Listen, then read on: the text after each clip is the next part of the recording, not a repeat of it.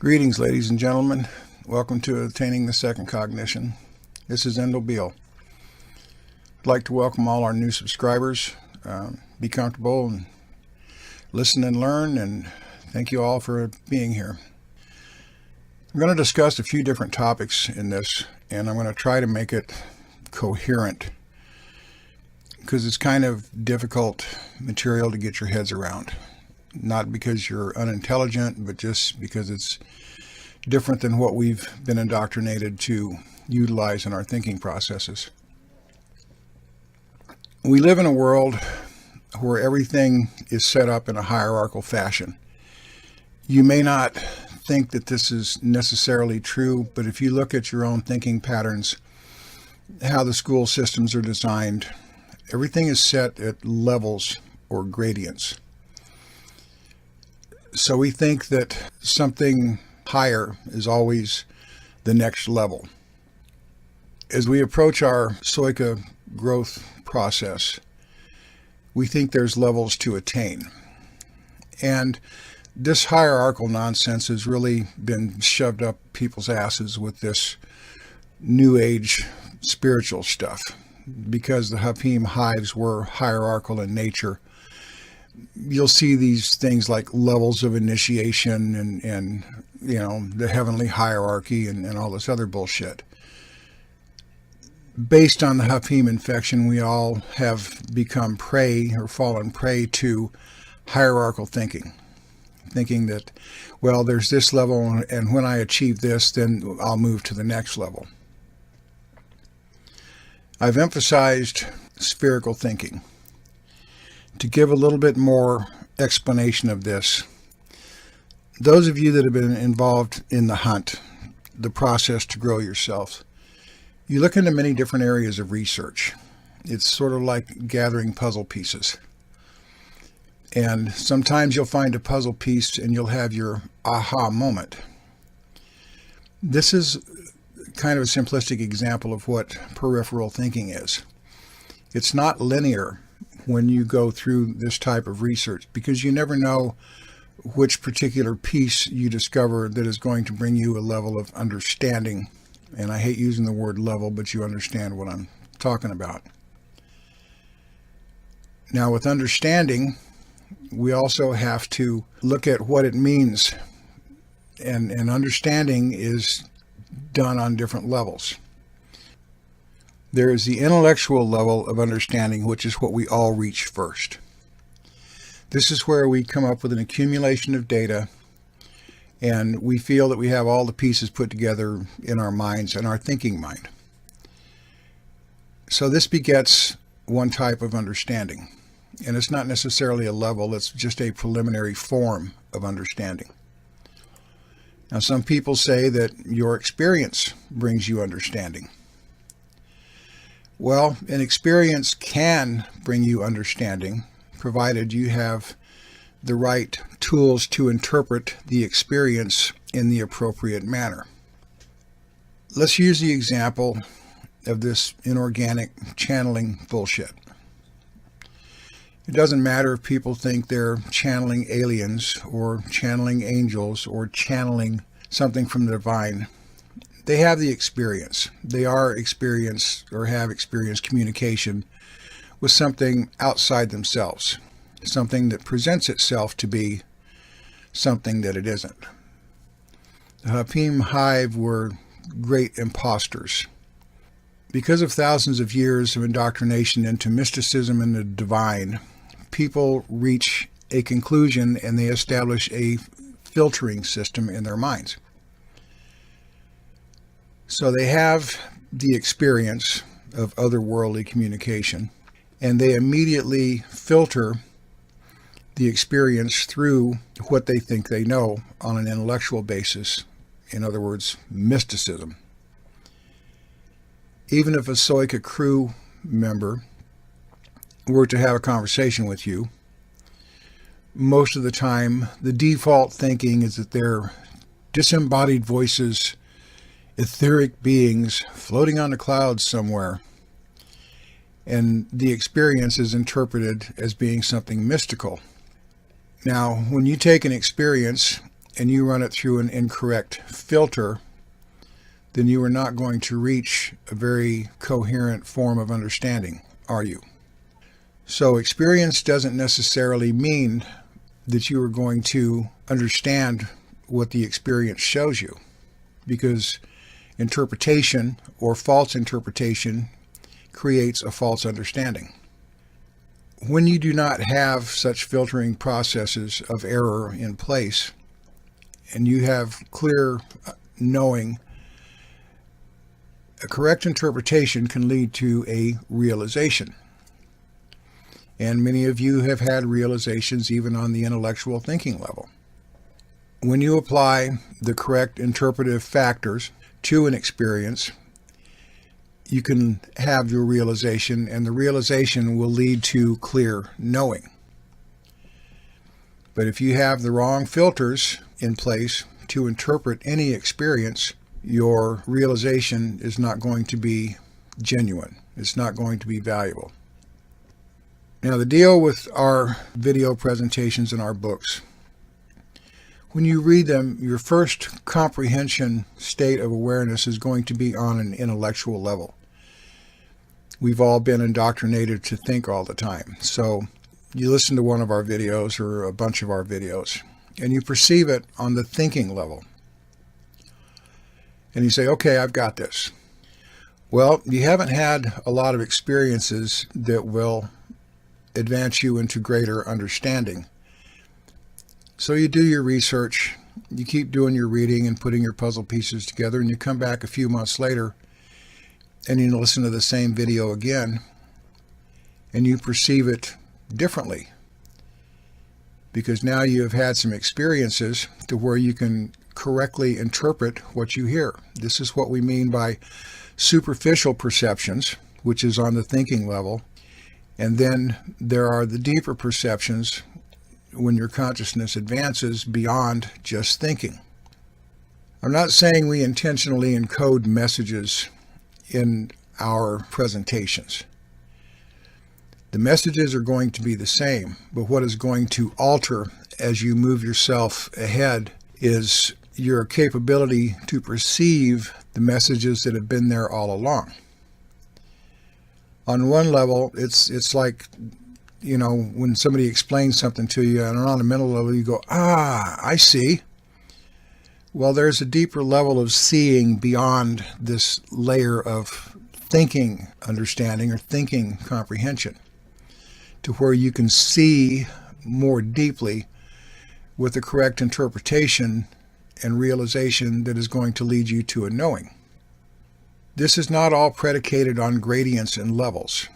People come to their realizations and knowings based on, number one, their intent to understand things. Number two, their ability to get rid of the filters that lead to false interpretations, which are the beliefs that everybody has in one form or another. As you erode the beliefs, you erode filters, because filters are interpretive tools. When we accept a belief, then we set up a filter or set of filters. The channeling thing is a prime example. Reiki is another example. People get told they're doing these things, and some people, I have a Reiki guide. Okay, fine. Is it really a Reiki guide, or was it a masquerading Hapim hive imposter, and you're just using that interpretive filter because that's what you were told? This is where cognitive filtering becomes our bane, because cognitive filtering leaves us in the level of thinking we understand things and not actually perceiving what these things might be, as in the example of our videos and books. If you dedicate yourself to your own advancement, which is the primary purpose of all of this, at least at the inception, and you go back and read one of our books 6 months later, you're going to come away with a different impression than you did the first time, provided you have been working to erode your filters, erode your programs, and dump all the beliefs. So this is the difference between, excuse the expression, levels of understanding. In truth, there's not a level to it. The capability is there for everyone. And when you move from thinking understanding, even with an experience and an incorrect interpretation, into realization without such filtration, then you step into genuine understanding. It's not a level. It's not a gradient. It's just a part of the process. Everything is energy in motion. Even your cognitive advancement is energy in motion. Your intent to advance, provided you put the energetic application into it through your own efforts, your study, your desire and will to understand, keeps this energy in motion. Being that this is just energy in motion, then you should be able to comprehend that there are no levels. It's just you put the energy in motion and you ride the energy as far as it will take you through your process to get to where you want to go. It is the intent and the energy and the study, which is the work always attendant with any type of intent, that manifests your advancement in cognition. Maybe these explanations help in understanding that this isn't about levels. It is about energy and intent put into motion, enforced by work, to keep the energy moving in an advancing direction. We are bombarded these days with this expression, let's take it to the next level. So we've got this hierarchical level idea drilled into our thinking mind. When you can get past the idea that there are levels, that there are steps of initiation that must be taken, and realize that your growth is intent put forward to create an outcome rather than a level, then you can get over some of this anxiety about feeling like you're behind or you're not getting it, or that you need to reach the next level. You already are the next level. You just have not yet discovered it. It is this human hierarchical thinking that creates this anxiety. Oh, I'm behind. I need to move faster. I need to get this done. That creates these issues. There is no level involved. The whole process, like I said, is spherical thinking. Because you gather pieces from here, you gather pieces from there, you notice things, you hear things, and you never know exactly what is going to be the trigger point for your own awareness to where you get your aha moments. And the more you remove the filters, the more clarity your aha moments become, and then knowing sets in. Now, with all these ideas about levels, it creates a sense of anxiety on one hand, and on the other hand, it creates a sense of expectations. And expectations are a major downfall in the thinking process, because we manufacture these expectations in our minds, usually based on what we have been fed from an information standpoint. Humanity has had one drum beating for thousands of years, and that's this mystical bullshit. The mystical side of it, up until the advent of the age of reason and the introduction of materialist scientism, was the one drum beating. The gods, the mystical, the divine. And this programming runs very deep in the human psyche. It's been the only radio station that we were able to dial into. Oh, it may have different music, the Buddhist music or the Hindu music or the Christian music or the Muslim music, but it's all the same fucking station. We've had a few teachers that tried to change the radio station, and their voices were pretty much quashed or greatly misunderstood. And I covered this in the Belief to Truth from Truth to Wisdom book. So we're setting a new station with all of our work. And every one of you involved in your process is also trying to dial into that same cognitive station. Because for the first time in human history, we have a genuine choice, and it's being noted through our work. As you remove your filtering systems, as you get past the anxiety and expectations created by levels and initiations and hierarchies and all that other bullshit, and expand your thinking into a more spherical approach, and realize that there's not a level. You are where you are until the pieces fall into place for you. And you don't know what those pieces are going to be or when they're going to present themselves, but they will present themselves in time if you continue to stay with your work, don't give up on yourself, and don't be chasing false expectations that don't lead anywhere. It's the stamina and the courage to erode the beliefs that serve as the filtering system for the thinking mind that is going to bring you the correct interpretation, which will lead to correct realizations through experience that will beget greater understanding on a psycho level. As I said, this is kind of a hard topic to discuss because it sounds so weird, and it's very hard to put into words, as is a lot of this psycho stuff. I'm not putting this out to confuse people, and if you have questions, please ask them, because there may be another way after this recording that I can clarify things better in the comment threads. But the main thing I wanted to do was help people get past this idea of hierarchical thinking, levels, expectations, filtrations, and thinking, in order to realize that there's not a level. Wherever you are is where you are at this point in time, and what's going to make the difference is your dedication and not giving up on yourself to keep pushing forward. Check into the areas of research that you are attracted to, that you get nudged to look into through your psyche. But realize that all this mystical shit is the interpretive filter, and it's an incorrect one, that has kept humanity bound in its consciousness and has its psychology controlled. When you can remove these mystical filters and expectations and false interpretive filters, you're going to find that you eventually arrive at the correct answers. But there's a difference between thinking and knowing, and we've expressed this in other videos. Grasping something on an intellectual level is partially necessary in this process.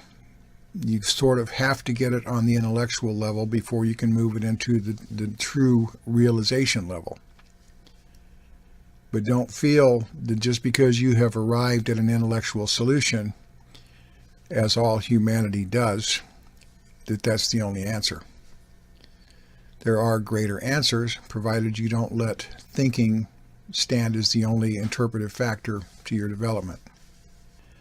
The biggest problem we have as a species is when we reach a conclusion based on an intellectual answer. We figure, okay, aha, there's the answer. Now I have my solution. Once we reach that point in the thinking process, then this becomes rigid. We think, okay, I've got my solution. This is what I'm sticking with, and I'm not going to go beyond it because I've got it all figured out. This is the failure of the thinking process. Thinking that the intellectual grasping of an idea, okay, I got it. It's sort of like the guy in the commercial wanting to step in. I can juggle chainsaws now. That's the fallacy of intellectual grasping it. Thinking that you have the answer, at which point you stop looking. In this process of cognitive, energetic, forward development, there's not a stopping point unless you draw the line and make it a stopping point. Even where I function, there's more ahead of me, and I know that. It's a continual process of unfolding development, and it's really pretty cool. I mean, I like the fact that there's always something that lies ahead. It's not a level above, but it's always there. You are only limited by what your consciousness limits. And thinking consciousness on an intellectual basis only is very limiting. This is why the intellectuals throughout time, regardless of how goddamn smart they are and how big of words they use and all this other shit, aren't any better off than anybody else. Because thinking on an intellectual level, knowing on an intellectual level, is only going to take you so far where your consciousness is concerned. There is substantially more beyond the thinking world. And this is what you're seeking to grow into. I just want you to realize that through filters and intellect alone, you are not going to get this. When you settle on the answer and figure, aha, I've got it, and stop looking, that's as far as you're going to go. Be expansive. Know that there's more. Many of you feel this knowing on a gut level, so don't give up on that internal feeling just because the mind, the intellectual mind, says, well, I've got my answer. You may have part of the answer, most likely only a tiny bit of the answer, but you don't have all of it. So don't let your thinking mind formulate rigid concepts thinking that, well, this is what it is and this is what they said and this is all there is to the equation. Because when you do that, you stop your growth process. Everyone doing your work, stay the course and don't give up on yourself.